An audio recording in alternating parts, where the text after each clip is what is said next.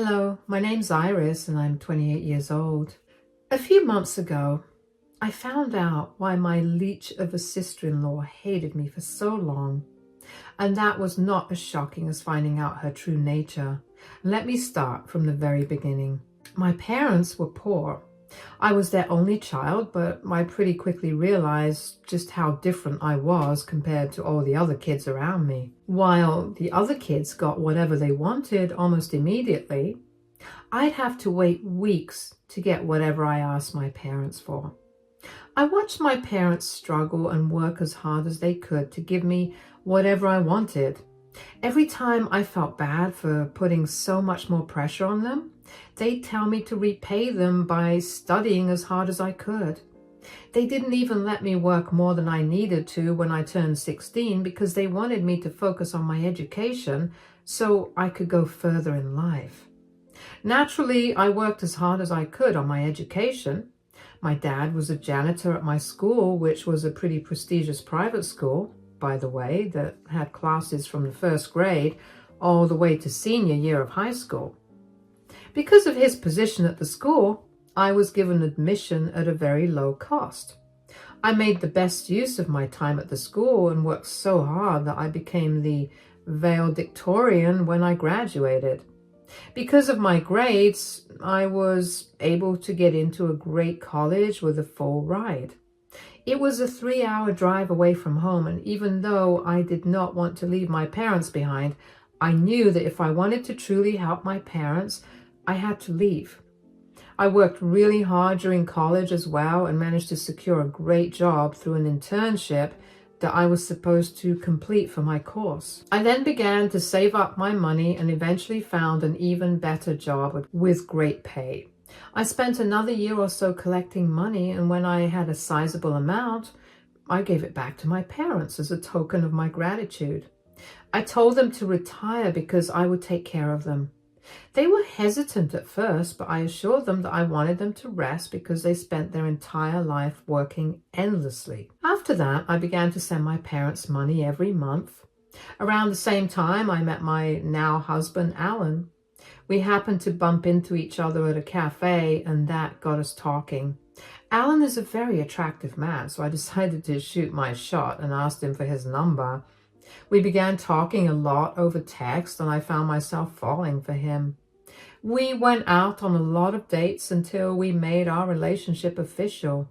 We moved in together after dating for 8 months, and life has been great for us. About 1 year into our relationship, one day, Alan got a call.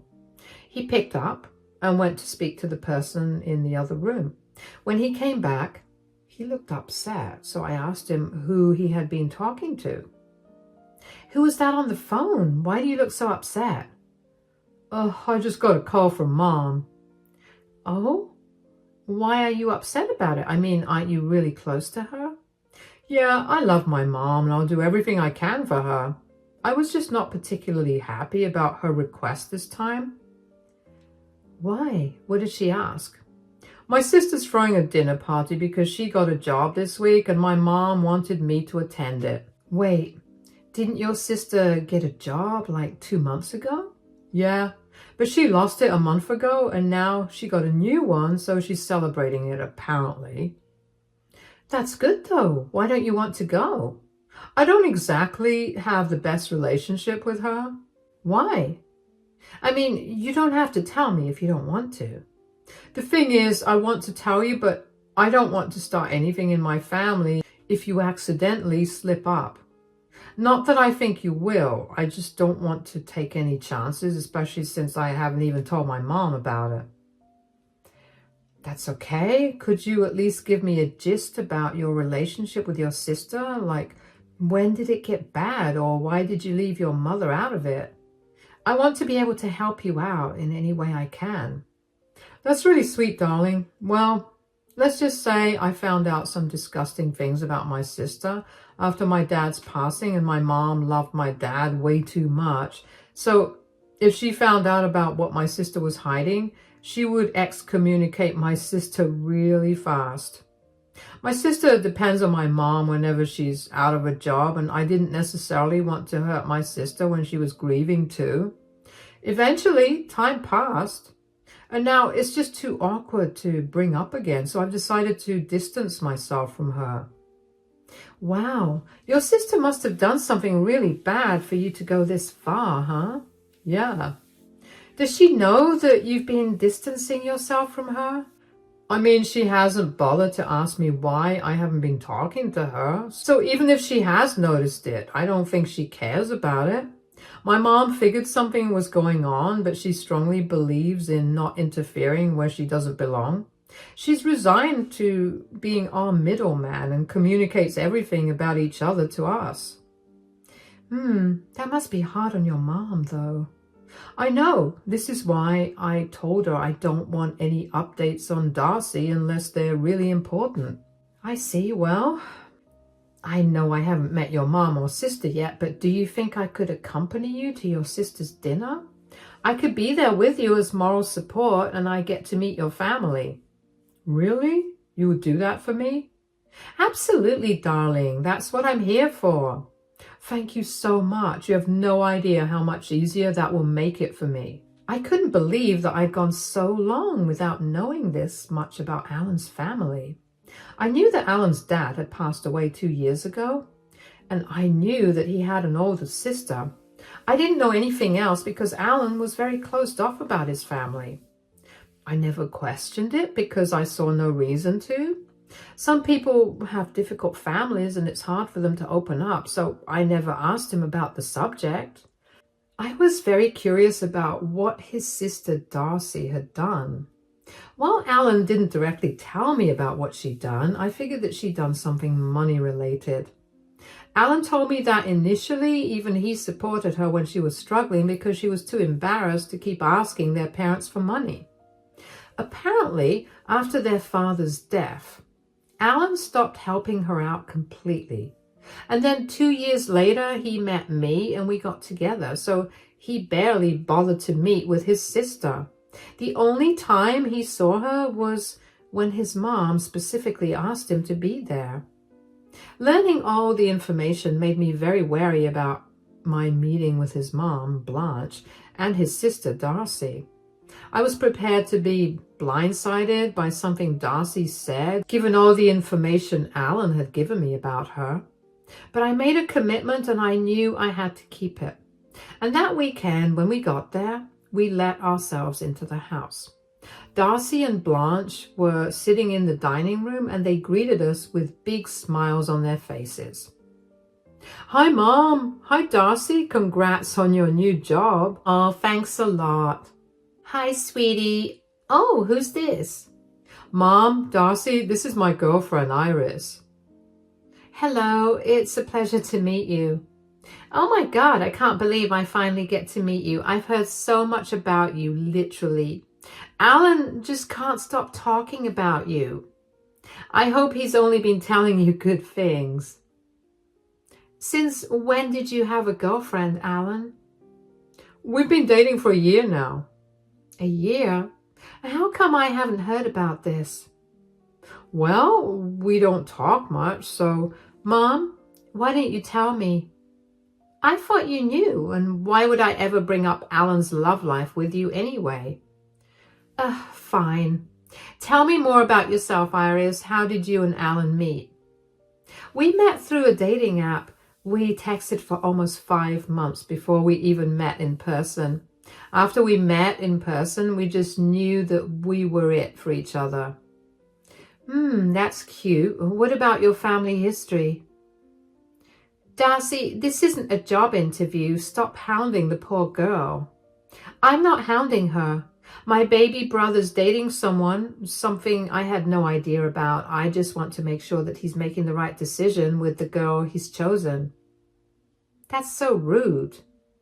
Yeah, you don't even talk to me, so who are you to judge if my girlfriend is right for me? Just because we don't talk as much doesn't mean I'm not your sister anymore. It's okay, I can answer her. I have nothing to hide anyway. My parents live about 3 hours away from here. I moved from my hometown to find a better job, which I did. I work as an accountant and I'm doing pretty well for myself. I can't help but notice that you conveniently left out your parents' jobs. I didn't think you'd want to know. Well, you thought wrong. Darcie, stop it. No, it's okay. My parents have retired now and I send them money because I'm really grateful for everything they've done to get me where I am right now. My mom worked as a dishwasher at several restaurants and my dad was a janitor at my school. That's so sweet. You're so kind to send your parents money. I don't think I'm doing anything amazing. I saw how hard my parents worked to make sure I had everything I wanted and just the things I needed. This is quite literally the least I could do for them. Okay, that's enough questions for Iris. Darcie, why don't you tell us about your new job? I could tell that Alan was mad, but if I'm being honest, so was I. I know that I seemed pretty calm in the way that I talked to her, but in my head, I was really mad.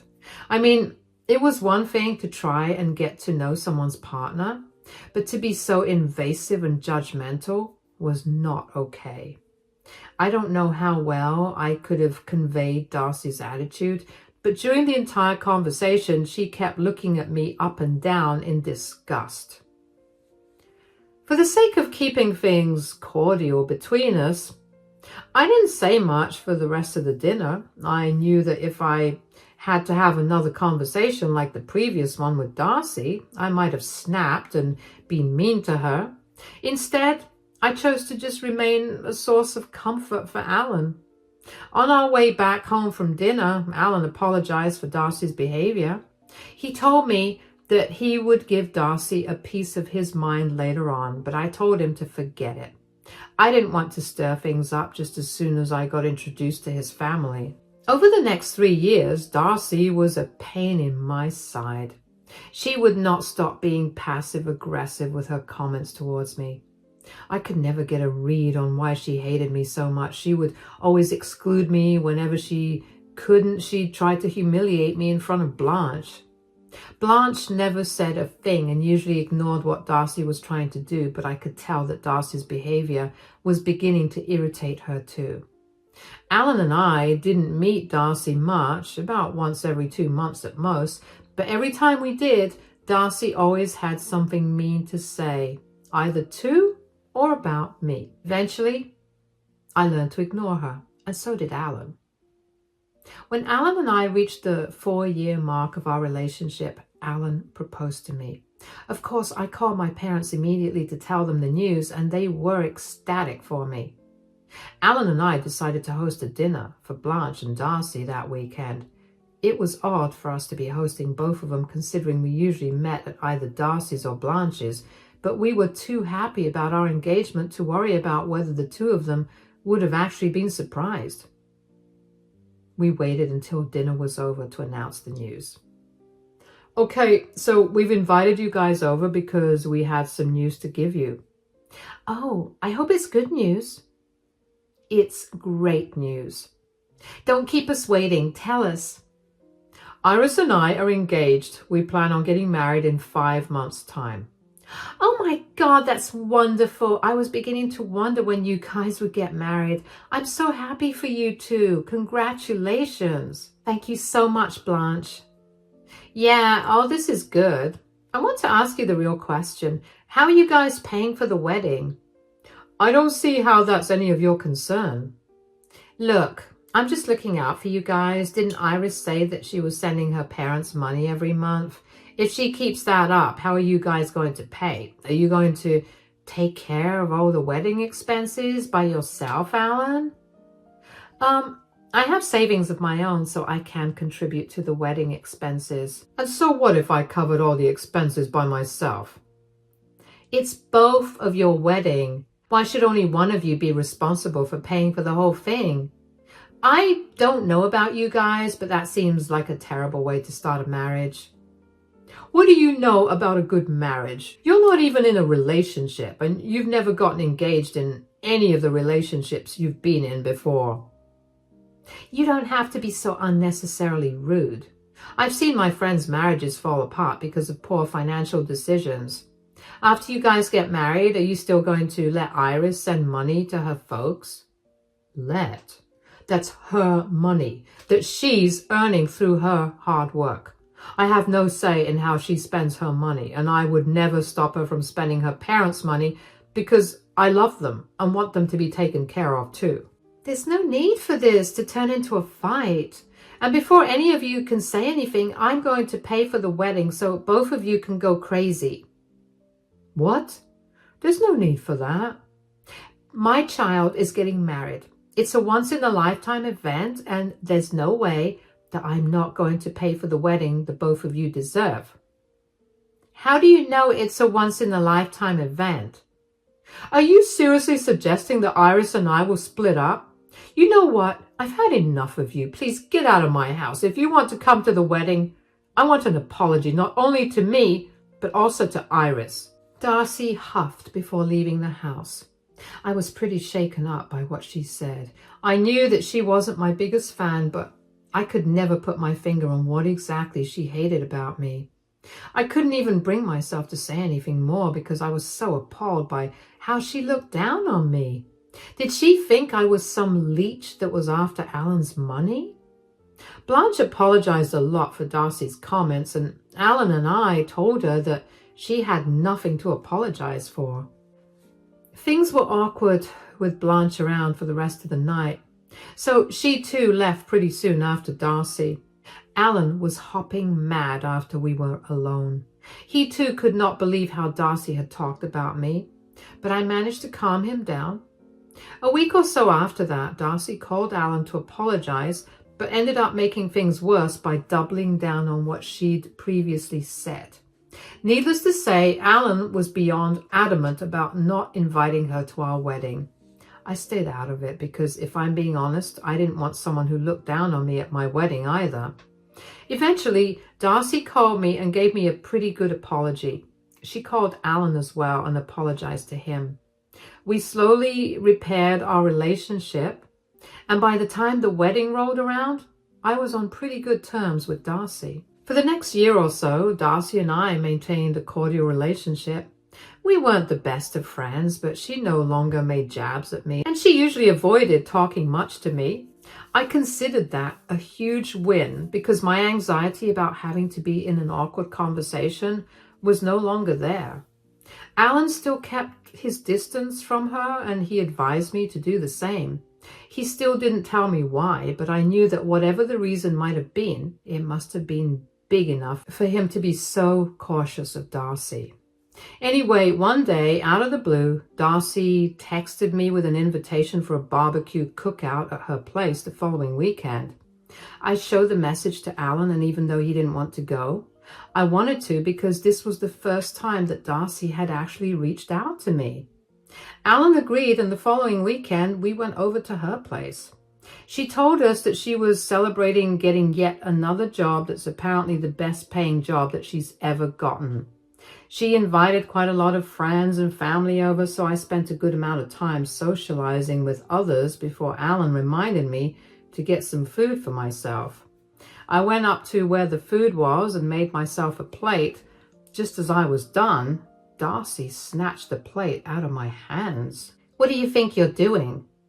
I'm trying to get some food for me to eat." "Why do you think you can eat here?" "You invited me to a barbecue, so why wouldn't I be able to eat here?" "You need to wait for the leftovers, which I'm sure you're used to because of your poor upbringing." "Excuse me?" "What's going on? Where's your food, darling?" "Darcie's holding my plate." "Why are you holding her plate? Give it back to her." "Don't bother. She just told me to wait for the leftovers because apparently that's what I deserve considering my poor upbringing." "What? Darcie, did you really say that?"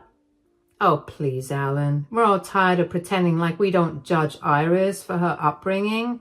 I mean, isn't it incredibly obvious that she only married you for your wealth?"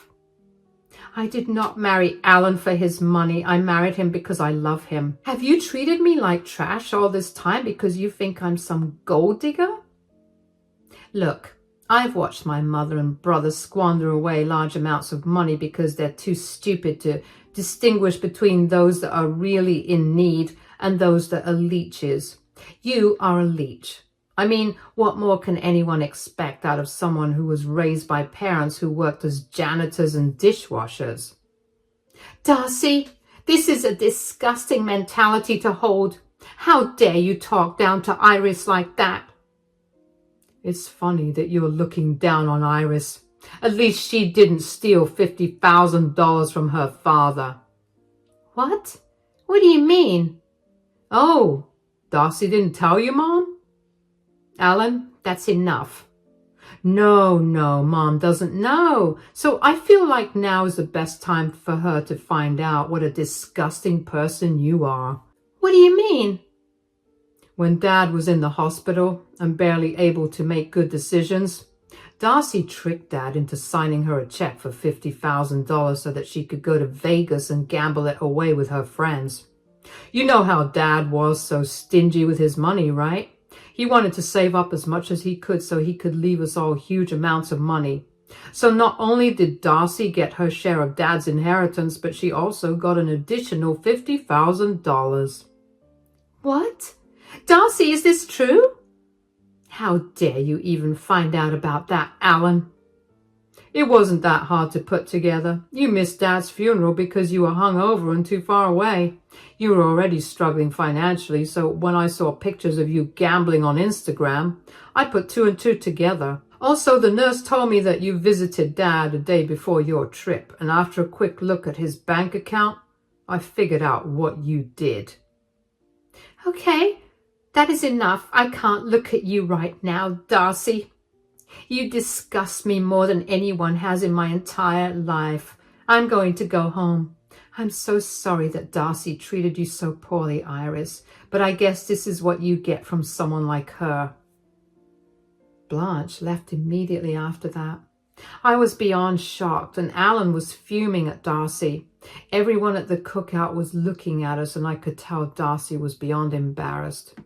Before she could say anything to us, Alan grabbed my hand and led me back home. I waited until Alan cooled down to get him to explain what had happened for him to suddenly blurt the truth like that. He told me that he had enough of Darcie looking down on me when she had been the one asking everyone in the family for money because she was irresponsible. I asked why he would keep something so big from his mother. Like, I understood that Blanche would have been devastated, but he could have saved her a lot of money because she definitely would not have helped Darcie when she needed it in the last years.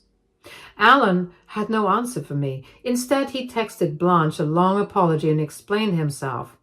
She texted him back almost immediately to tell him that she was not mad at him, but she was a little upset that he kept the secret with him for so long. She asked us to give us some space to process what she'd found out, and Alan reluctantly agreed. The next day, Darcie came banging on our door, and thankfully I was the only one at home since Alan had gone grocery shopping. I opened the door and did my best to remain calm. What are you doing here, Darcie? Everything is your fault. What are you talking about? Mom has cut off all contact with me and refuses to see or talk to me after last week's cookout, and it's all because of you. How did you possibly come to that conclusion? If my stupid brother hadn't married a filthy peasant, I wouldn't be in this position right now. You still haven't let go of your elitism, huh? It's not elitism if I'm simply looking out for my family. You looked out for your family by stealing from your dying father? That is none of your business. You have no right to throw my family issues in my face. And you think it's okay for you to throw my family issues in my face? You think it's okay for you to discriminate against me based on my family history? But God forbid I bring up the single most horrible thing you could do to a dying parent. You've ruined my life. I should have tried harder to convince Alan to leave you. I don't know what kind of life you're living, but I can assure you that no amount of convincing would have made Alan leave me because he truly loves me. Yeah, he loves you and you love his money. Darcie, I didn't even know he came from wealth when I married him. I only found that out after we got married. I just thought you were a jerk, which was why you were treating me badly. I love him for who he is and would never dream of using him for his money. That's clearly something you can't understand, so I get why you're so hung up on the idea that I'm only after his money. What's that supposed to mean? Well, you used your dad for his money. You were using your mom for money. Before he met me, you used Alan for money. People are just ATMs to you. So when I came into the picture and Alan had better things to spend his money on, you felt threatened. You need to get help. And then also get a job that you can hold down for more than 3 months. How dare you talk to me like that? I was only nice to you because you're Alan's sister. I never understood why he barely spoke to you, but out of respect for who you were to him, I bore with your bullying. Now that I know why he doesn't care much for you and why you bullied me, I see no reason to be nice or respectful to you. Both Alan and I want nothing to do with you. Leave us alone. Never come back. And if you bother us again, we will call the cops on you. Goodbye. I slammed the door on Darcie's face because I knew that if I gave her a chance, she would keep talking. Darcie had some audacity to come to my doorstep and blame me for her actions. I was seeing red, but I knew for sure that if Darcie tried to contact us again, I would file a restraining order against her. Luckily for her, Darcie took my threat seriously and didn't try to bother us in person. She did, however, bombard me with texts almost every single day to tell me what a horrible person I was and how her life went downhill the second I came into her family. I ignored those messages and focused on helping Blanche. I didn't get to speak to Blanche after the party for a few days because she insisted that she wanted some time alone. When she finally agreed to have Alan and me over, we rushed over immediately. As soon as Blanche opened the door, I could tell she was not doing good. She told us that she was heartbroken that Darcie treated her late husband that way when he'd done everything he could to provide for her. Darcie had always been a little difficult, but her father had always made sure that she had everything she wanted. In his final years, he decided to not help either of his children out because he wanted to leave them with sizable inheritances. And for Darcie to trick her father into giving her such a large amount, which she just wasted, was absolutely disgusting. Seeing Blanche so hurt only made me angrier. I knew that Blanche was an amazing person, so I was sure that her husband was also a great person, especially since they also raised Alan to be a wonderful man. I couldn't understand how Darcie could have been so heartless to her own family, who had her back through every problem that she created for herself. Blanche also apologized to me over and over again for not standing up for me against Darcie. She told me that she had many talks with Darcie about her attitude towards me, but Darcie would always brush her off. I told her that I don't mind that she didn't stand up for me because I didn't expect her to. Darcie was supposed to know what was right and wrong, and she had no reason to treat me so poorly when she was a horrible person. Anyway, Blanche also told us that she had gone completely no contact with Darcie. She refused to help her out, regardless of what problems she was going through. And true to her patterns, in 4 months, Darcie lost her job. She tried to ask us for help, but we firmly refused. Blanche blocked Darcie everywhere and did not answer the door when she came banging on it. Last I heard, Darcie managed to get some help from her friends, who also quickly got tired of her and stopped talking to her.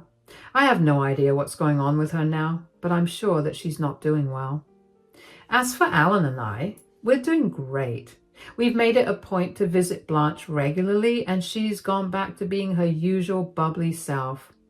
We're all happier now, and we've all come to realize just what a burden Darcie had been to all of us. Anyway, we're all on to bigger and better things. Thanks for listening to my story.